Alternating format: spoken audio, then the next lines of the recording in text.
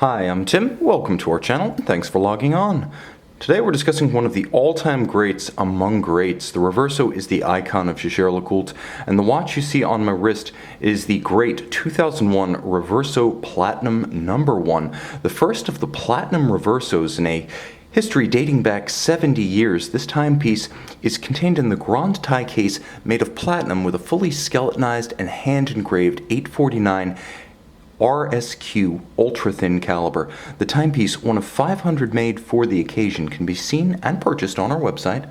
Subscribe to our YouTube channel if you enjoy these videos, and please click on the card in the upper right-hand corner of the screen at any time during this video to see our full sales listing for this watch, with additional accessories included in the sale, high-resolution images for your desktop, and naturally complete pricing details for this Reverso Platinum No. 1. As the first Platinum Reverso, this watch was in heady company. Every Reverso of the Art Deco era, the 30s and 40s, is today a classic, and to create a new entry in the logbook, Jaeger-LeCoultre had to do something that had never been done in the long heritage of its most recognizable shape, and that was the use of a platinum case. Now, it's not just a platinum case, it's an artisanally engraved ultra-thin caliber, another all-time great, the caliber 849, adapted specifically for the rectangular case, and because we are talking the early 2000s, you get a full platinum clasp included. You'll note the 42mm lug-to-lug dimension of the Grand Tie wears well on my 16cm circumference wrist, 26mm across the case. The watch is neither thick nor thin at 9.6mm thick, but it does have a generously rounded case blank, so it easily slides underneath any formal cuff or tight sleeve. The watch is hefty.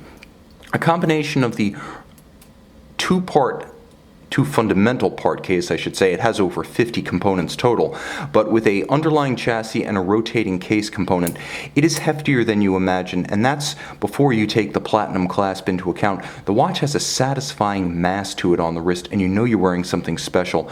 Now, as with all Reversos, they're fundamentally plank-shaped, so you do want to try them on and get a sense of what it feels like to have a perfectly flat board or broncard shape on the wrist. You also have relatively high-drilled lugs, but fortunately, despite the fact that the lug and strap end combination is highly integrated with no daylight visible between them, there's no constraint in the movement of the strap. You can pull it down the tight curve of a small wrist. The clasp itself, and I've played it up considerably, is JLC's second generation folding clasp. It was fluted down the center to give it a little bit more structural integrity than the first. In 2005, we saw the sunset of this clasp. Every JLC Platinum watch made from 2006 forward would have had a white gold clasp regardless of the price of the piece. So to have a JLC in platinum with a matching and hefty platinum clasp is truly special today, and again, no longer available on JLC Platinum watches at any price.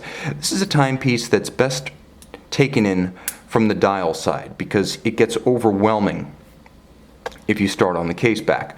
First and foremost, the watch is one and the same as its caliber 849 RSQ. R because this caliber was originally launched in 1994 for round watches, specifically the 34mm Master Ultra Thin, and then SQ because you can see it has been completely evacuated by hand, skeletonized to the point that it's almost like a rhodium-plated brass snowflake.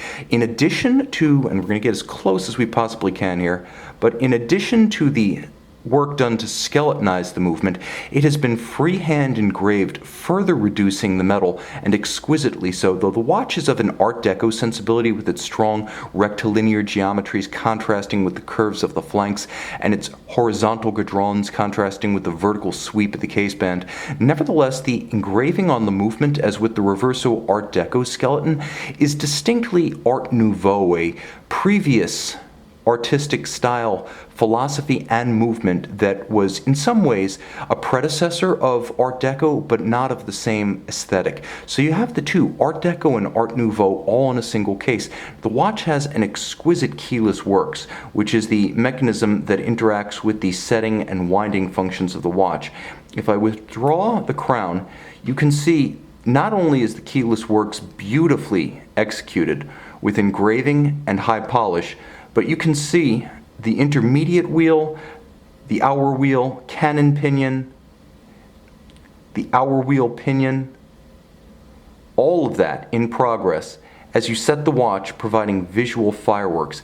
And that's before we even get into the case back. Note the attention to detail, as even the outer circumference of the inner dial has been engraved. You'll note Jaeger-LeCoultre engraved into the inboard facing side of the bezel, as well as the floral motifs recapitulated on both flanks, as well as the lower inner bezel. Now we continue, and you note that the watch features a fully skeletonized mainspring barrel that is also freehand engraved, and that the 3 spokes of the barrel incorporate the Jaeger-LeCoultre horizontally opposed JL logo. Now you turn the watch over. I should mention that from a purely rote technical standpoint, the movement manual wind in 19 joules has a 35-hour power reserve, so this is one to wind daily, and it beats away at 21,600 vibrations per hour. Though originally rated at 30 meters water resistant, please don't test the theory. You'll also note the interlocking JL logo in the ratchet wheel of the barrel itself, as well as, and you'll note, it's doubled up on the back-facing side of the barrel. So both sides of the barrel featuring the JL spokes, and they're doubled up with the ratchet wheel of the barrel on top of the barrel itself. Beautifully executed. You'll note a black polished swan's neck fine adjustment mechanism. All of the screws are heat blued, that is oxidized blue in a kiln, not chemically dyed. You can get lost in this watch, and I deeply regret that I don't have a more intense macro lens to showcase all that's on offer. But the first platinum Reverso was a true work of art. As impressive as the Reverso's heritage was up to that point, 70 years, this watch nevertheless remains one of the true red letters and milestones in that journey. Even today, it's revered by Jaeger-LeCoultre collectors, and those who truly know their stuff know that this watch is a little giant. You can see and you can purchase this Reverso Platinum #1 limited edition of 500 on our website.